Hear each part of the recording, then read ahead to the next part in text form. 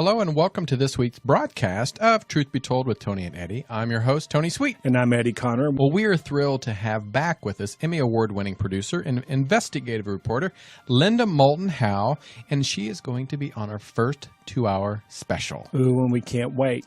Now, as you might remember, during our last visit with Linda, she truly had our audience on the edge of their seats when she spoke about cattle mutilations.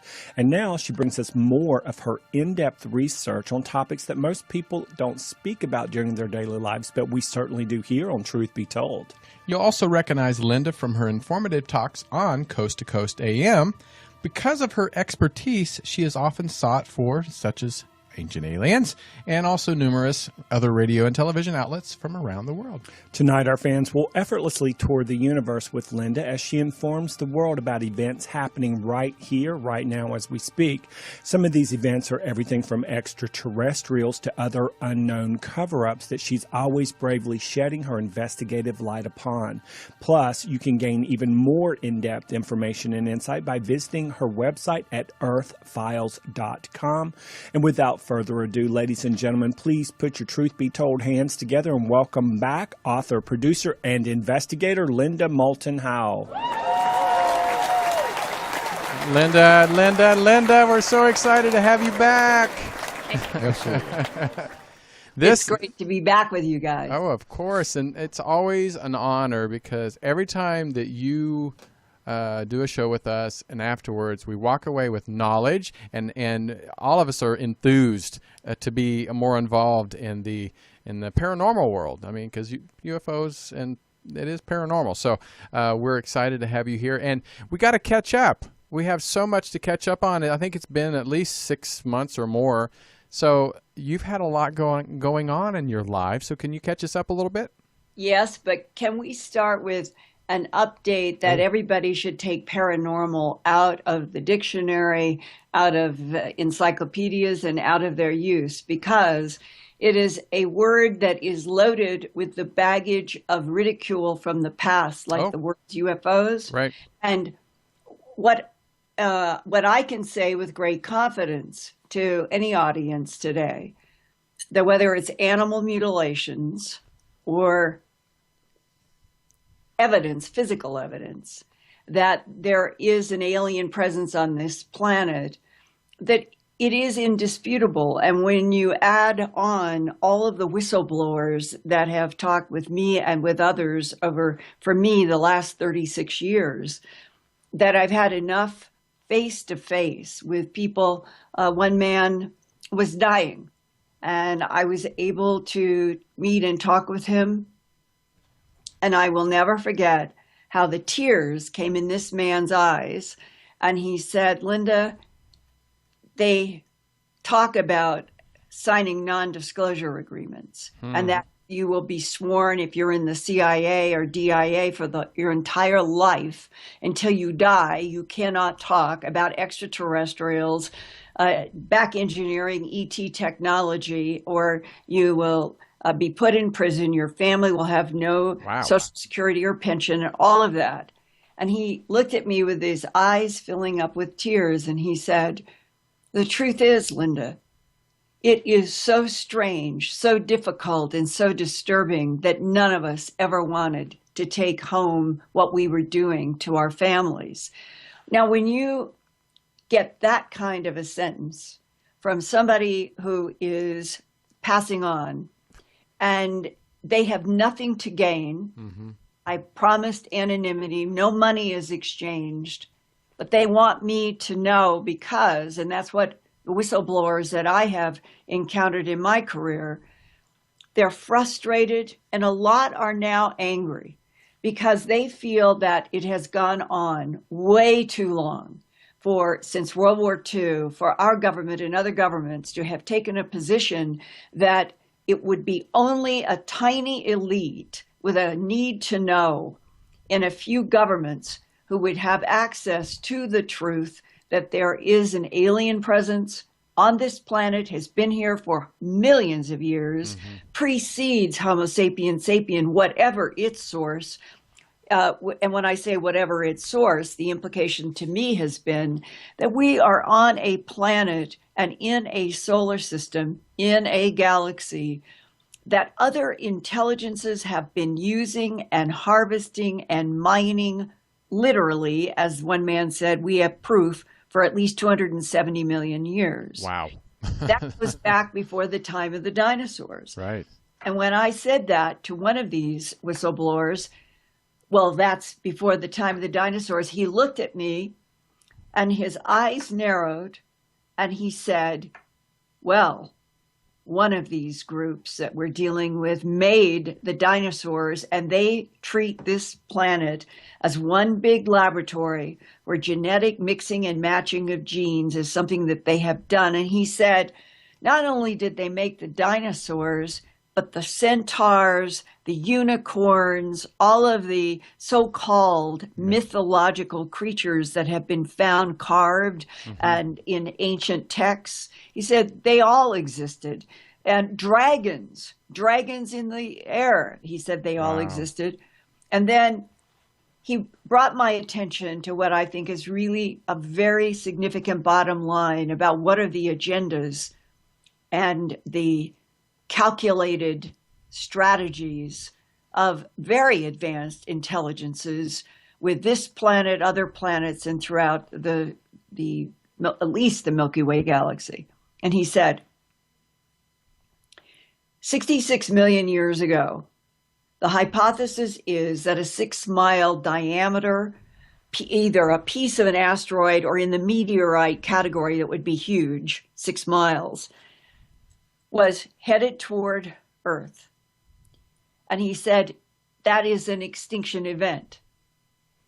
And that what they call the extraterrestrial biological entities, for people who may not be aware, the categories of ETs were introduced to Ronald Reagan in a 1981 briefing at Camp David. They broke them down into 5 types, starting at the top, extraterrestrial biological entity known by the acronym EBEN. That's EEBEN. That's what it stands for, extraterrestrial biological entity. And they told Reagan that the next 2 on their list of 5 were made by the EBENs, cloning and hybridization. One of the categories, the archeloid, was defined as, this is in the briefing for Reagan that has been leaked, but it was called rapid cycle cloning. That's right there in the briefing. That the rapid cycle cloning was used by the EBENs, collecting other genes to create archeloids that stand approximately 5'3" to 5'6" inches with huge, big, beaked noses, vertical pupil eyes, skin that appears to have lizard pattern, which places it in a reptilian category, and a head that comes up in a long dome. And where do we hear about that all the time in the modern world? The Paracas skulls down in South America. Well, as far as I know, those Paracas skulls, they are real. That has nothing to do with binding heads, which is what counterintelligence says all the time. Those are real skulls of real non-humans with exaggerated long skulls. And if you go to the British Museum or to the Louvre, or I'm leaving out the Middle East now, where everybody used to go, but it's too difficult.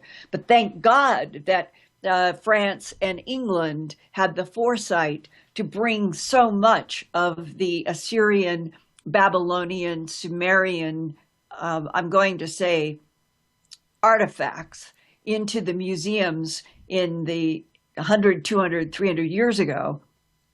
If they hadn't, look at what has happened in Syria, the complete and total destruction. And what I'm heading is that these types that the EBENs made are represented from the whistleblower I was talking. We had a very frank discussion.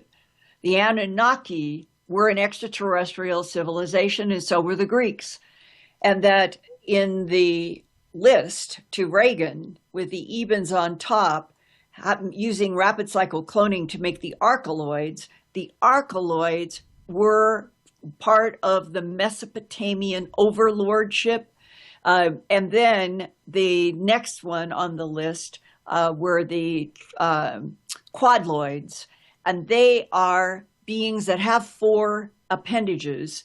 But they were, according to this briefing that was given by Bill Casey, who was put as head of the CIA by Reagan when he became president. Casey is leading the briefing.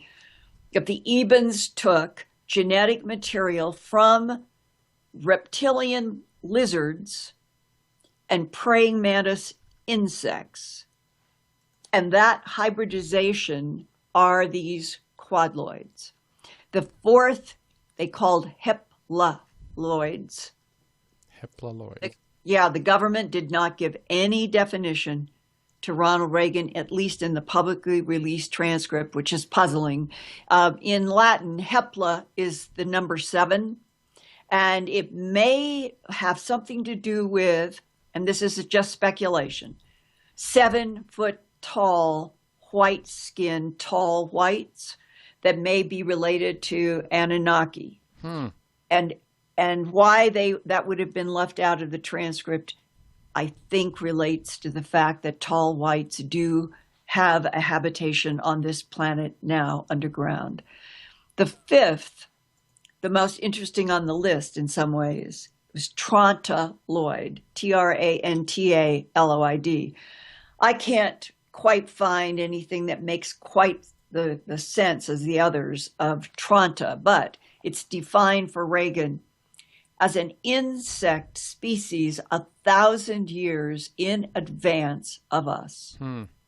And that not only is their technology capable of neutralizing gravity, moving through black holes, crossing space and time without time, that they come from a section of the cosmos in which whatever their planetary system is, it appears to have elements that do not exist, even in our solar system.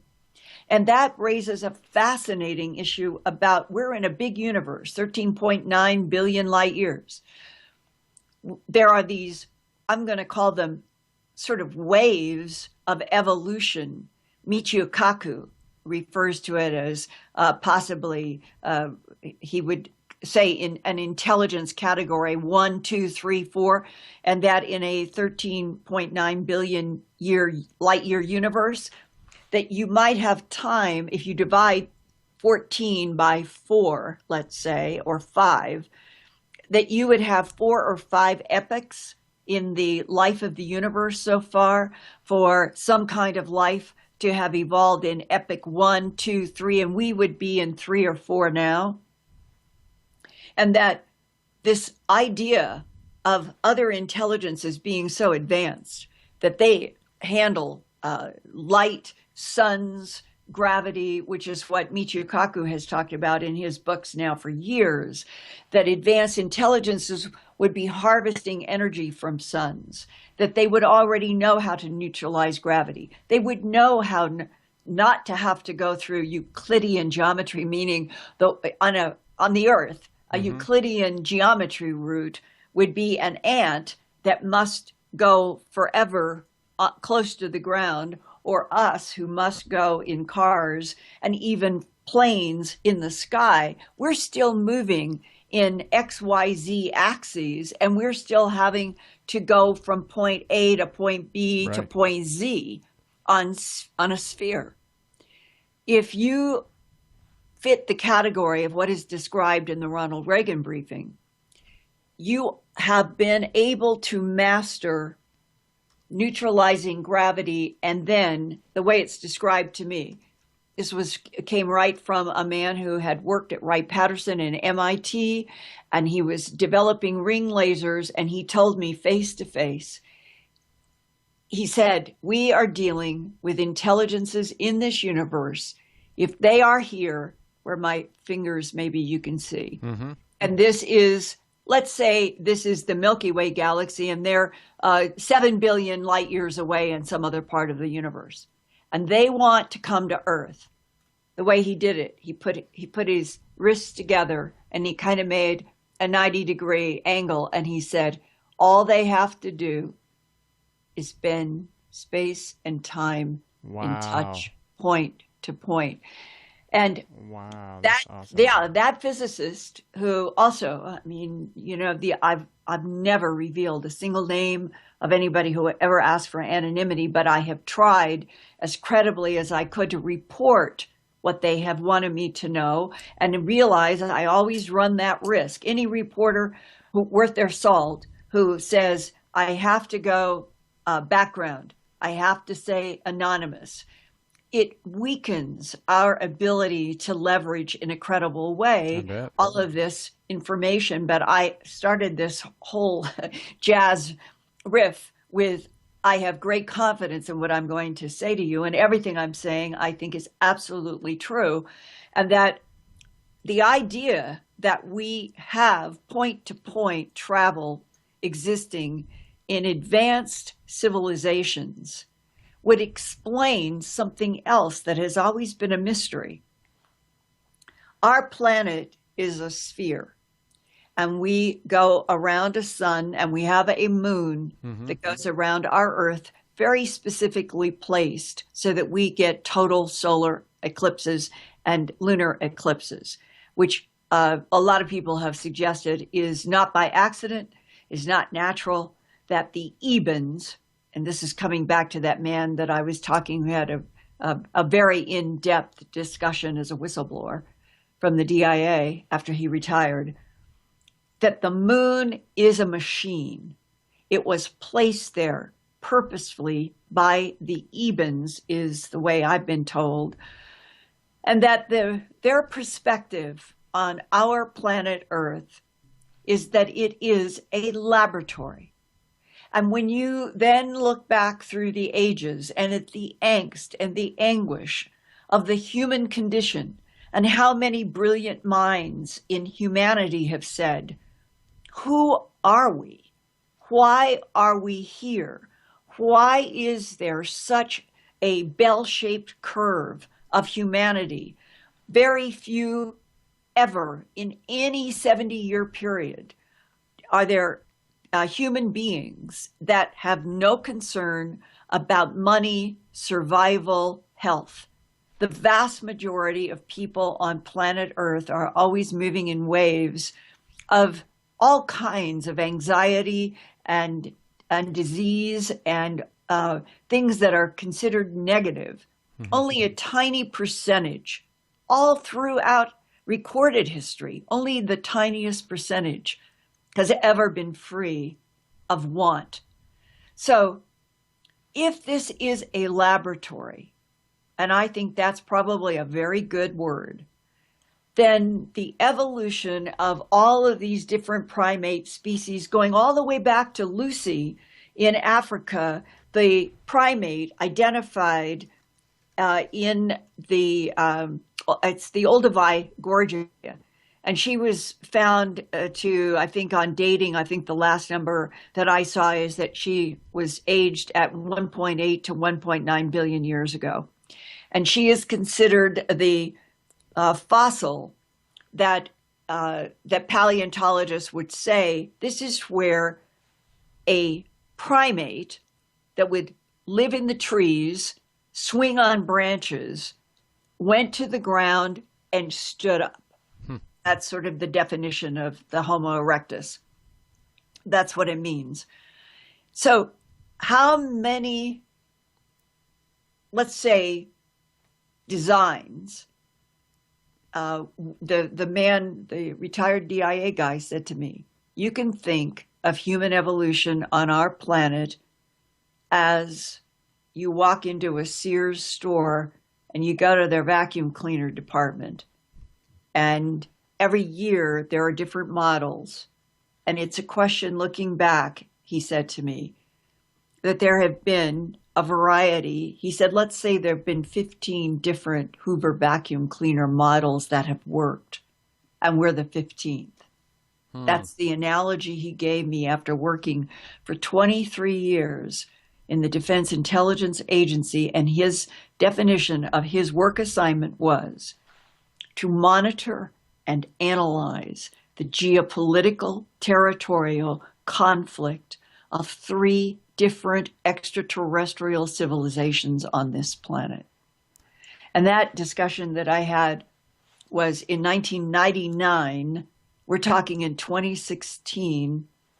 And between 1999 December and December 2016, that 7-hour discussion with that man has been reinforced more over and over and over again. And now, as we are in 2016, soon to be in 2017, I think about it so often because we are in revolutionary times on this planet right now.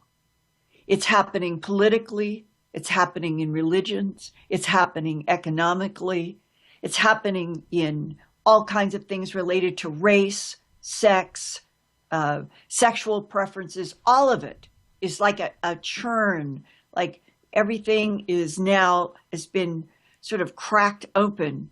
And yet, in these revolutionary times of humanity, we still are on a planet in which something long ago succeeded in slamming the door shut on any other intelligent life in the universe, saying to evolving, developing humanity, probably at least consciously to Neanderthalensis, I think they were very smart, that put in kind of a context, a box around social development and even economic development. We are the only life forms in this big universe. And you must go to buildings to pray to a God to protect you, and you must pay tithes to that church in order to continue to be the only life form in the universe on Earth. And there has been kind of a sales pitch through the centuries along those lines. And when I wrote An Alien Harvest, my first book that came out in June of 1989, I remember the night that I sat at a desk trying to finish the epilogue and realized that deep within me was almost the feeling like I already know this and I'm living this. And I remember writing the words that may all of the human family finally be told all of the truth, let the chips fall where they may, so that no Homo sapien will ever again get down on their knees in front of extraterrestrials who come and go on planet Earth and pretend or let humans treat them as gods. Hey, Linda, can I ask you something? Because what stood out to me that you said that they created dinosaurs kind of as a laboratory experiment. Well, they got rid of the dinosaurs. Is there going to be a point where either we have evolved too much to where they're threatened, or like we're no longer want this species, let's create a new one? Is that possible? It's such a good question, and I'll tie it back to where I got off on a branch to the DIA guy who was raising this question. He said 66 million years ago, we know the Ebens had been working this planet genetically and mining and everything, and others, not just the Ebens, but that 270 million mark. And he said, and we know, based on what they can do in front of us now, neutralizing gravity, he said, they could have evaporated that 6-mile asteroid. I'm just going to call it an asteroid coming in. Or they could, and get this, they could have moved it into another dimensional frequency or timeline so that it would never have interacted with Earth. He said, what I'm saying to you is 66 million years ago, there were intelligences here who could have stopped the Chicxulub crater impact. If the Ebens were in control, and they're the grays with the heads that are shaped like pears, completely different than the grays that are more the Whitley-Strieber kind that come down to the very long pointed chin. The long pointed chin are not necessarily our allies. The ebens with pear-shaped heads are the ones the government referred to in their documents and briefings as at least allied enough to have helped us. So given that distinction that we're talking about the pear-shaped grays being the ones that could have moved the asteroid into another timeline, another dimension, or literally have evaporated it, that they would have that kind of molecular or atomic control. So he said, we have always been bothered by what seems to be a contradiction in their ability and what happened. And he said, so we have left open the hypothesis that the ebens had been mixing and matching genes on this planet from 270 million years ago through the dinosaurs as one of their laboratory projects, all of the dinosaurs a laboratory project. And in 66 million years ago, it was the ebens or one of their colleagues or all of them together who decided that they would either provoke this because it's easier to change an entire planetary body by what's called an existential event. Existential is where 95% of the current Earth life is taken out, or maybe 70, but what we're talking about, the Chicxulub crater, it was 70% of marine life, I believe, up to 95% of surface life. So it was a major existential threat. What happened after the nuclear winter, which is the skies would have been filled with darkness from the fires and from everything that happened? All trees and plants, everything on the surface died. Okay.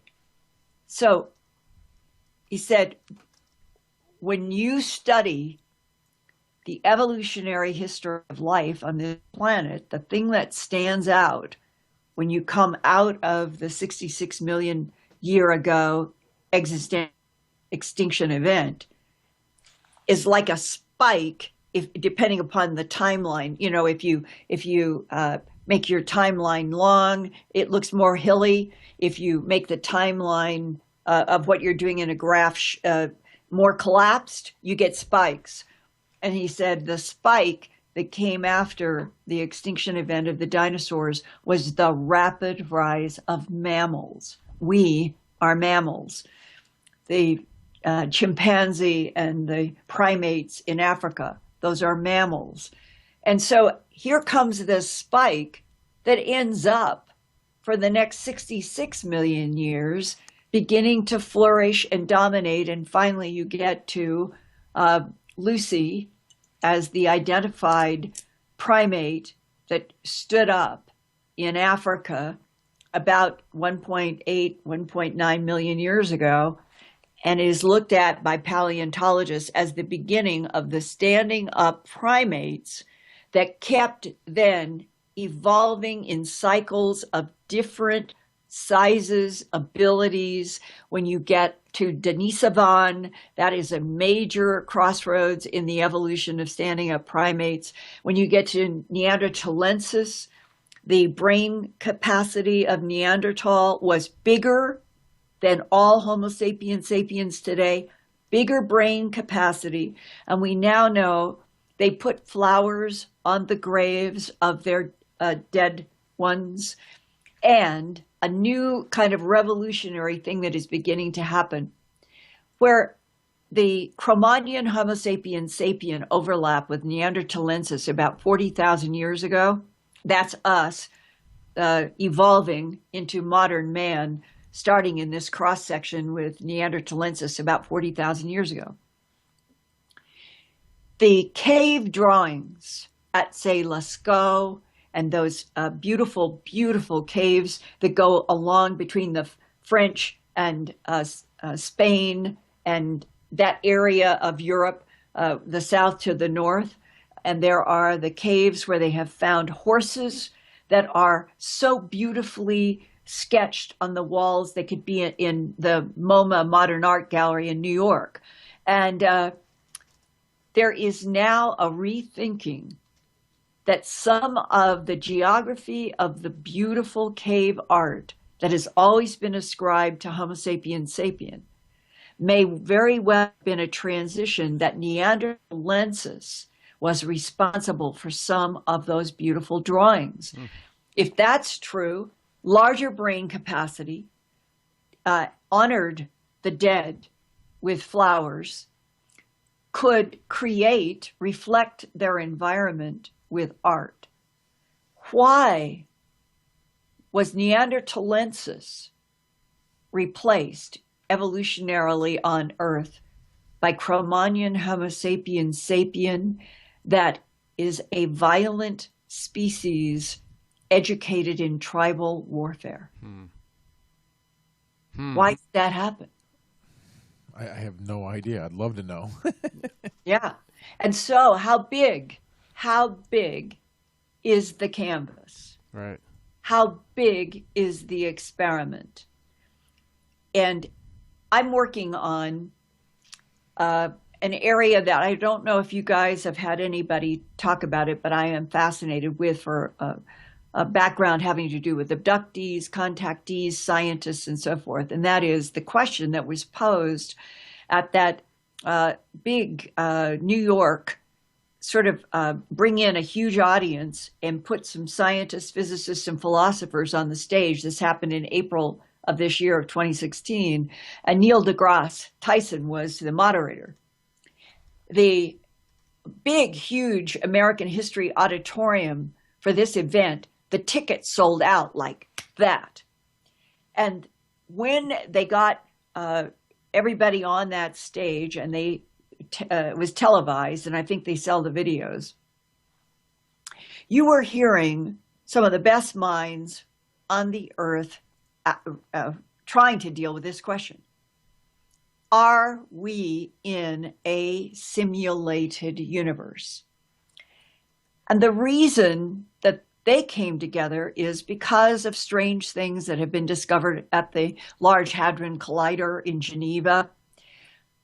People who have been tracking various aspects of the background, microwave, all sorts of things. What happens at the quark level in atoms? Believe it or not, there have been some suggestions. Oh, sorry, I forgot to take that off. That's okay. They'll understand. That there is, I think your audience would have heard this word, iteration, I-T-E-R, the repeating, let's say in software, in computer software, where there will be iterations in order to accomplish an execution of a command, all being done in zeros and ones. When you find repeating iterations, that is the world of computer software. And there are some scientists saying that repeated iterations at the quark and the atomic level are puzzling to them, suggesting that we are in something like a computer simulation. Well, that alone by itself, the fact that scientists have even thought about this. Now, let's parallel the fact that this is a discussion that sold out in New York with major players today in this year of 2016. Now let's parallel it going back to the early 1990s, the book, The Holographic Universe by Michael Talbot. I was at a conference with Bud Hopkins, who at the time in the early 1990s was considered probably the major abductee investigator on the planet. And he and I left this conference in the Midwest, and we're seated next to each other on this airplane. He's going to New York, and I was going, I think, to Denver. And we got to talking about a subject that had been raised, not presented in depth, just raised at the conference where we've been, about the new book by Michael Talbot, The Holographic Universe. And Bud leaned over to me, his voice dropped. He whispered, "He is one of my abduction cases." Oh, I said, wow. That's huge. and I don't exactly, and I don't feel that there's anything wrong anymore in saying this because Michael passed not long after his book came out in the 90s. Bud Hopkins passed, I think, 3 years ago or so. So I think they would want this to be known now. And I understand why, when Michael was alive, he didn't want anybody. People in the 80s to the 90s would have denigrated his important book if it had said by a man who is in the human abduction syndrome, working with Bud Hopkins, and he's meeting with ETs, and that he's getting telepathic downloads. And this is what Bud said to me. He said, I want you to keep this a secret. Like, Michael doesn't want anybody to know.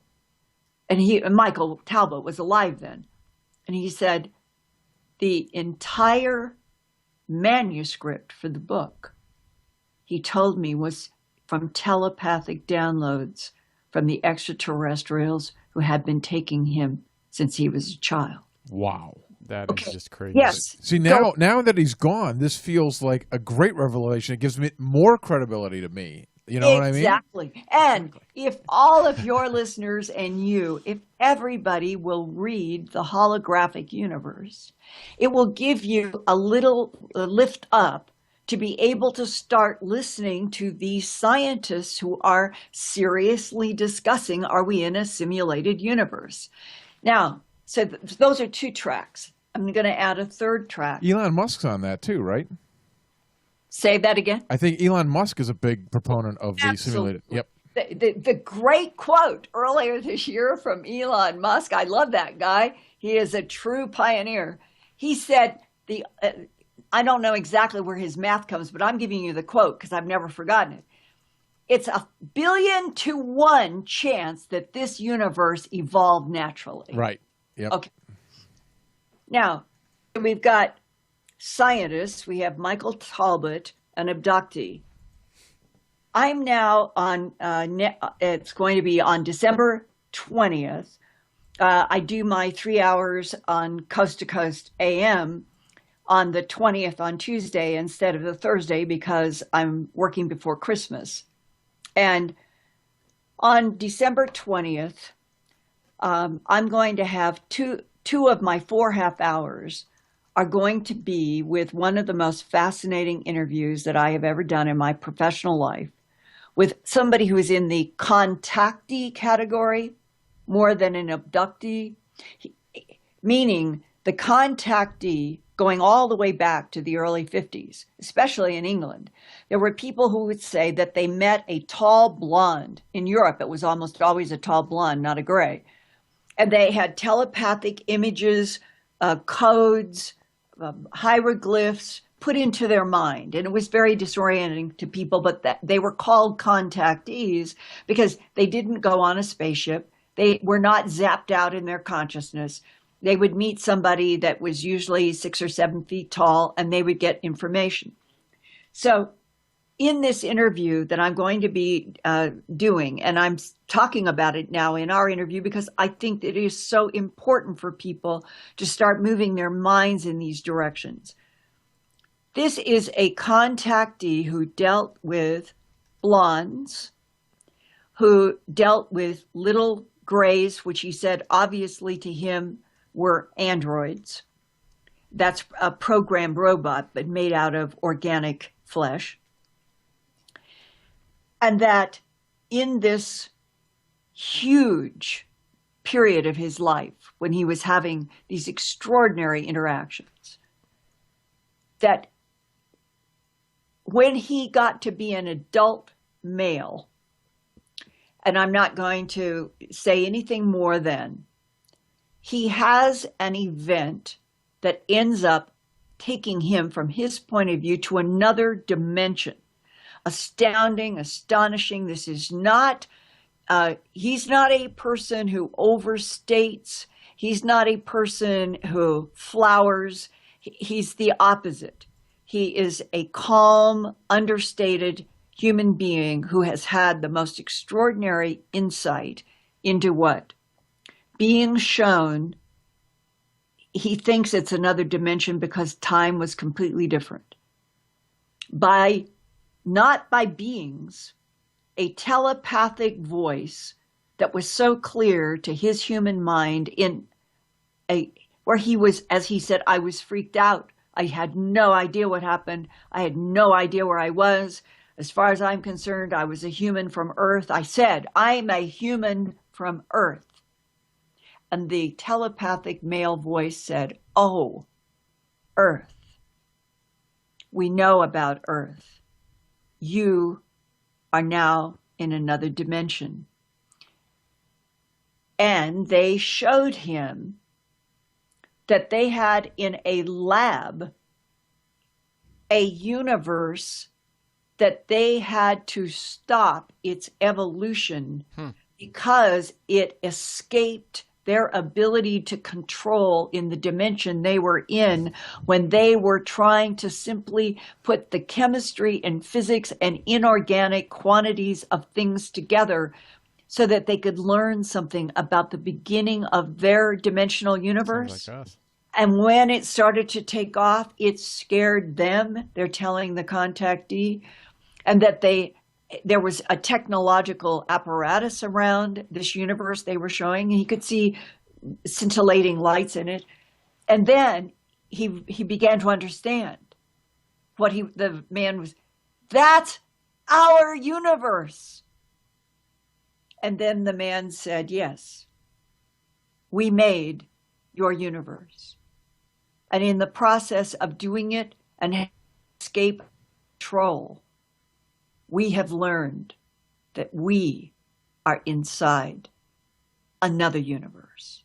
And all of a sudden, the idea of the Russian nesting dolls, that you could be in a universe that's inside of a universe that's inside of a universe through infinity, and how complex is all of this? And if this is true, I can offer this as fascinating insights at the end of the year in a radio broadcast in which I'm not trying to proselytize. I'm not trying to say this is going to be a broadcast about known facts. I'm saying here are these, I've given you the parallels of current physics, Michael Toblett's holographic universe, and this extraordinary contactee who is broadening my own mind in saying, is it possible that this universe encapsulates another universe, and this universe is in another universe, it's in another universe, and could that begin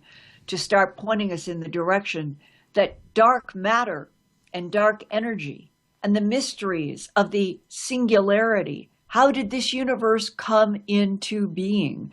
And what was its existence before? These are all fundamental to quantum physics today. They are profound and true physics questions. What if nesting universes or parallel universes or clustered universes would begin to point us in the right direction of physics? I think if we were all the whole human family tonight at midnight, no matter what the time zone, we all had this Twitter that led to Facebook, that led however Trump and company wanted to do it. We're not alone in this universe. We apologize for, since World War II, keeping this a secret. Everything is becoming too complex. We're being pushed to Mars because there may be threats on Earth. Elon Musk is going to get our first human frontier posted on Mars because it's absolutely necessary for human survival. See, those are the words I think should be being said to us, not to scare us, not to scare us, but to finally start telling the human family the truth that there are existential threats, as well as there are, Tony, there are allies. They care about us. They have been the avatars of history. Humans may have the most precious souls in this universe. There is a reason for us to survive. But how are we going to survive ourselves if the only priorities on this planet are the Kardashianism of the world, money, sex, clothes, what you look like, when the very thing that is of interest to the non-humans and may be the only e-ticket in the cosmos is our soul? And we're not being taught anything truly about the relationship of the unseen soul to the photons of this universe that may be entangled, and that might be the entanglement of photons might be related to the universe below and above. If we knew the true physics, if we knew reincarnation is real, if we knew that when matter succumbs to entropy, that we're in a universe, entropy is the constant winding down of energy to what we call death. If we all knew, I don't mean mythology or religious text, if we knew for a fact, and it would have to be somehow demonstrated, and maybe that's what Christ and Buddha and Krishna and the avatars of history were trying to do. You humans don't understand what happens at the moment of death, and we are going to show you. If it is something like that, and that where you go, which dimension you go at the moment of death, is linked 100% to the choices that you made to love or hate, to cherish life or kill. Maybe that is what the whole planet is missing. And if that were put back in front of us, this is the real living truth, not Kardashianism. This is the truth. Maybe all of the tribal warfare, the provoked warfare that I think ISIS is provoked by something that is very negative. I'm saying that. Right. One thing that really popped into my head when you were talking about this is, I can't believe, honestly, we don't have but maybe 10 minutes left, and I'm like, I can't believe how fast this goes. I feel like it's been on for 4 minutes. I know it. You're always like just amaze me. So, first of all, Matrix comes to mind, the movie itself. Exactly. Because when you think about it, how they can bend time and different parallels and stuff, that popped in my head. But second, when you're talking about the, I don't see how humans at all have any bargaining power at the table between aliens or UFOs or extraterrestrials and ourselves. I just don't see how we have any bargaining power. But what popped into my head, and you can correct me maybe if I'm wrong, that they negotiate with our leaders to keep us, the people, down. Dumb, blind, and ignorant. Because if otherwise we would revolt. So we need to have those leaders negotiated, our leaders negotiating with them. But I must say this. Yes, I understand what you're saying. But when I was stressing we have allies, one of the stories that's so important, I'm glad I'm saying this here at the end, that in 1949 is the understanding that I have when this occurred. It was in the Roswell region again, but it was not the July 2 to 5, 1947. This is 2 years later. There's another crash, another retrieval. Military, Project Pounce, Moondust, those guys, by then, they knew. They had orders. There were divisions. There were those who dealt with the dead. There were those that dealt with the alive. They knew exactly where they had to go. Everything was quite organized and orderly. They're at one of these crash sites. I heard this story. I'm telling you, this is the person who talked to me talked directly with the man I'm going to tell you about. So to me, it's firsthand information. There was a captain, Air Force captain, amid the military group that are very efficiently handling this crash site because they've had so much experience. And the way it was explained to me, the Air Force captain is walking on a very specific aspect of the crash scene because everybody else was doing their work. And they had taken out and various parcels to go through, with each one having assignments. And the Air Force captain had an agonizing cry come into his head. And the cry was as if it were a female, not screaming, but crying in pain. It stopped him in his tracks. He was so stunned that as he looked, he's looking at debris, he's looking at rocks, he's looking at dust. This was so compelling, because when something's inside of your head, how would you have any relationship to where it is? Mm-hmm. And then the sound came a second time. And with it, as if whatever was making the sound took a hold of his very soul and his mind and body and made him look. That's the way it was described. Made him look. And now he's staring into eyes. And he realizes, oh my God, and the eyes, the being was under debris. So the being knew they were not seeing it. Well, from that moment, a whole bunch of things were set in motion. By then, in 1949, our government was quite aware that there were humans, not many, they called them translators. They could get telepathic communication from the variety of non-humans that we were already dealing with by then, while 95 or 8% of the human population could not do this.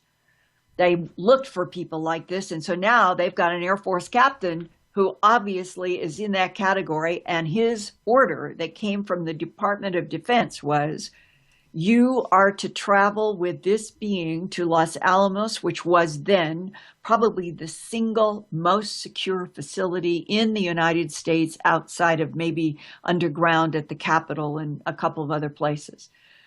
And that he had the assignment to stay with this being 24/7, 365.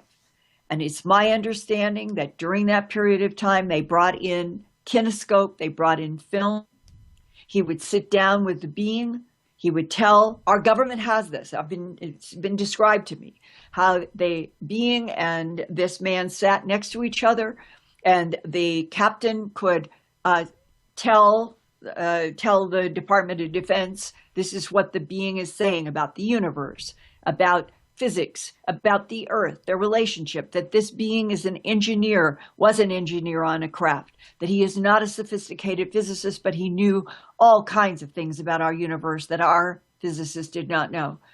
And that this compelling translator with an Eben has been recorded, as I understood, at least every day for 1 year out of this period. And that obviously they would then later on, they would have to transfer the film to some kind of video, because film will deteriorate. It could explode in the old days. And so it's probably now on some I hope to God, they have saved this on some sophisticated format. On June 18th, 1953, the being died of unknown causes, and leading up to its death through the Air Force captain. It had communicated and shown him that if they would send a specific signal, like a Morse code, through a generator aimed, and the being gave all this information, that if the Ebens would come with a craft, even at Los Alamos, and put a beam of energy, we'll call it the Eben from the crash site, could be resurrected, literally resurrected. And that our government did everything they could. I believe this. They did everything they could to try to follow the dying being's instructions, trying to send out signals. That is what was the root of Project Sigma that still exists today, communication with extraterrestrials.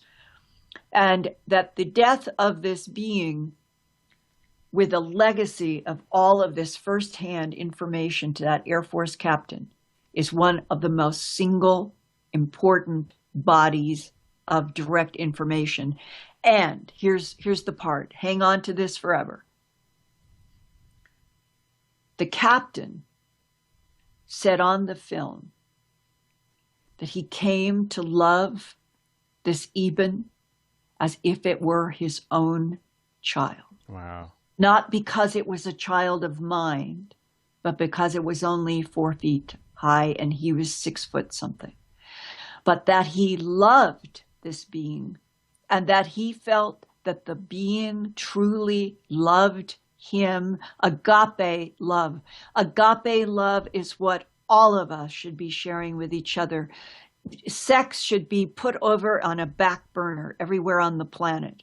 Agape love is what we should be doing with each other, cherishing life. And that is what that Air Force captain got to experience with that Eben before the Eben died. We all need to know this. We all need to know there are allies and to not be spooked by boogeymen in the shadows. And so if my work and my life helps everybody get to that point, then it will all have been worthwhile. Oh my God, Linda, I even hate to say goodbye, but this. Can you come back tomorrow for 9 hours, please? Right, yeah, right. After in the new year, let's do it again in the new year. Of course. Well, everybody, coast to coast, December, what was it? 20th. Yeah, Tuesday, December 20th. And then tell us about is it Gaia? You're going to be? Yes. My new TV series through Gaia is going to begin in February 2017. We're editing now. It is called Truth Hunter, reported by Linda Moulton Howe. And they asked me for a title, and it sort of just emerged from my lips. And I hope that people understand Truth Hunter really means something to me, that the pressure of fact is what we all deserve, not counterintelligence. Wow. And